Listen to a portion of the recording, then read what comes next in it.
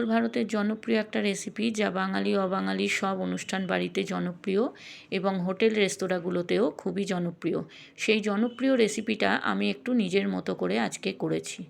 নমস্কার বন্ধুরা, আমি ঝুমাস ক্রিয়েশনে তোমাদের স্বাগত। আজ আমি তোমাদের সাথে শেয়ার করব নবরত্নের রেসিপি, সেটাও আমার নিজের মতো করে করা। বন্ধুরা, তোমাদের কাছে আমার অনুরোধ, তোমরা কেউ স্কিপ করে দেখো না, ভিডিও শেষ পর্যন্ত আমার সঙ্গে থেকো। তাহলে চলো কী কী সবজি নিয়েছি তোমাদেরকে দেখিয়ে দিই। নিয়েছি আলু, গাজর, বিনস, ফুলকপি, কিশমিশ, কাজু, টমেটো, ক্যাপসিকাম আর পনির। 9 রকমের উপকরণ এখানে আছে। প্রথমে একটা বলে আমি 1 কাপ মতো টক দই নিলাম। টক দইটাতে এবারে আমি 1 চামচ নুন দেব আর 2 চামচ চিনি দিয়ে ভালো করে ফেটিয়ে নেব। 9 রকম উপকরণ দিয়ে করা হয় বলে এটাকে নবরত্ন বলা হয়। এই টক দইয়ের সঙ্গে কাজু কিশমিশটাও বেটে নেওয়া যায়, কিন্তু আমি কাজু কিশমিশটা বেটে দিইনি, আমি গোটাই দিচ্ছি। এরপর কড়াইতে 4 চামচ মতো সাদা তেল দিলাম। তেলটা গরম হলে আমি পনিরগুলো দিয়ে দিলাম। পনিরগুলো কিন্তু খুব বেশি ভাজবো না বন্ধুরা, হালকা ভাজা হলেই আমি তুলে নেব।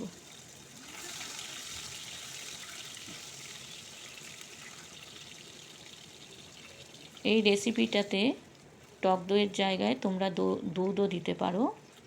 দুধের সঙ্গে কাজু কিশমিশ পেস্ট করে নিতে পারো, আবার টক দইয়ের সঙ্গেও কাজু কিশমিশ পেস্ট করে নিতে পারো। আমি পেস্ট করিনি, আমি গোটা গোটাই দিয়ে দিয়েছি। এবার ওই তেলের মধ্যে আমি ফুলকপিগুলো দিয়ে দেবো। ফুলকপিগুলো আমি প্রথমে একটু গরম জলে ভাপিয়ে নিয়েছি।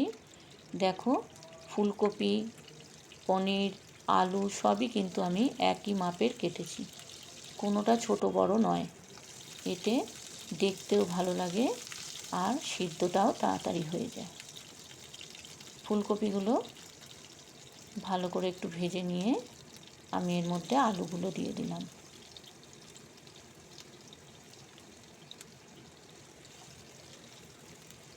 আলুগুলো একটু নাড়াচাড়া করে, এখানে একটা মিডিয়াম সাইজের আলু আছে, আলুটা চাইলে তোমরা স্কিপ করতে পারো, আলুর জায়গায় অন্য কোনো ভেজিটেবলস দিতে পারো। দিলাম গাজর, গাজরটা দিয়েও একটু নাড়াচাড়া করে আমি দেবো এতে বিনস।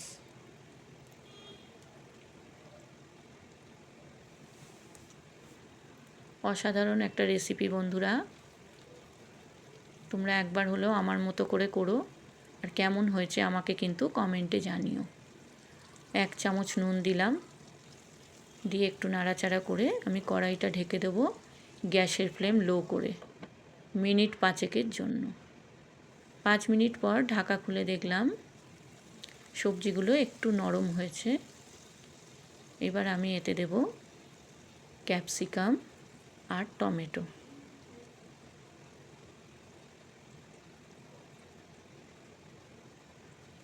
ক্যাপসিকাম আর টমেটোটা দিয়ে আবার একটু নাড়াচাড়া করলাম, করে এতে কাজু আর কিশমিশ দেব। কাজু আর কিশমিশটা আমি 10 মিনিট মতো ভিজিয়ে রেখেছিলাম। এই কাজু কিশমিশটা তোমরা পেস্ট করেও দিতে পারো, আমি গোটাই দিয়ে দিয়েছি।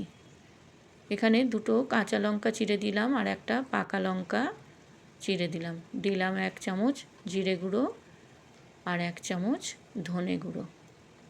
এই জিরে আর ধনেটা তোমরা শুকনো কড়ায় ভেজে গুঁড়ো করে দিতে পারো, আমি এখানে এমনিই দিয়েছি। আমি বললাম না তোমাদের বন্ধুরা, আমি নিজের মতো করে একটু করেছি। কিছুক্ষণের জন্য ঢাকা দিয়েছিলাম, ঢাকাটা খুলে আবার একটু নাড়াচাড়া করলাম।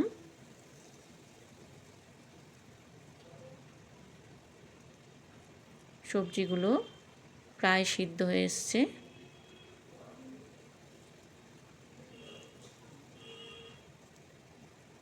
আবার কিছুক্ষণের জন্য আমি ঢেকে দেব। আমার এই রেসিপিটা যদি তোমাদের ভালো লাগে বন্ধুরা, আমার চ্যানেলটাকে সাবস্ক্রাইব করে দিও, লাইক কমেন্ট শেয়ার করো, আর পাশে থাকা বেল আইকনটা প্রেস করে দিও, যাতে আমার ভিডিও আপলোড হওয়ার সাথে সাথে তোমাদের কাছে নোটিফিকেশান পৌঁছে যায়। আর পুরনো বন্ধুদের আমার অনেক ভালোবাসা আমার পাশে থাকার জন্য। এবারে আমি টক দইটা দিয়ে দিলাম। এবার বাটি ধোয়া জলটা আমি এতে দিয়ে দেবো। ভালো করে নাড়াচাড়া করে আমি এতে পনিরগুলো দিয়ে দেবো।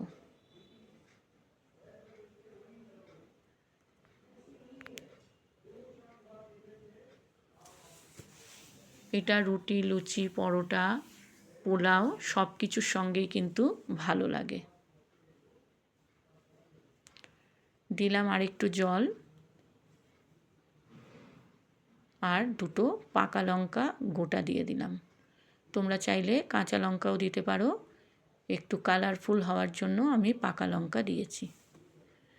2 মিনিটের জন্য ঢাকা দিয়েছিলাম। 2 মিনিট পর ঢাকা খুলে দেখলাম সবজিগুলো নরম হয়ে গেছে আর গ্রেভিটা থকথকে হয়ে গেছে।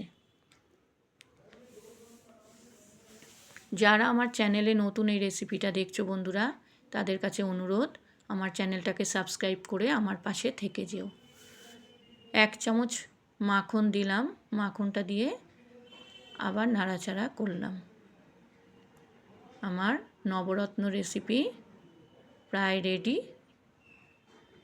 এবার একটুখানি গরম মশলা দিয়ে নেড়ে আমি নামিয়ে নেব। অসাধারণ একটা রেসিপি বন্ধুরা। নবরত্ন তো অন্যরকমভাবে হয়, আমি এটা একদম নিজের মতো করে করেছি। তোমরা চাইলে আমারটা একবার ট্রাই করতে পারো, করে আমাকে কমেন্টে জানিও কেমন লেগেছে। দেখো বন্ধুরা, দেখতেও ভালো হয়েছে, খেতেও খুবই ভালো হয়েছে। তোমরা ভালো থেকো, সুস্থ থেকো, সবাই সবার পাশে থেকো। ধন্যবাদ বন্ধুরা।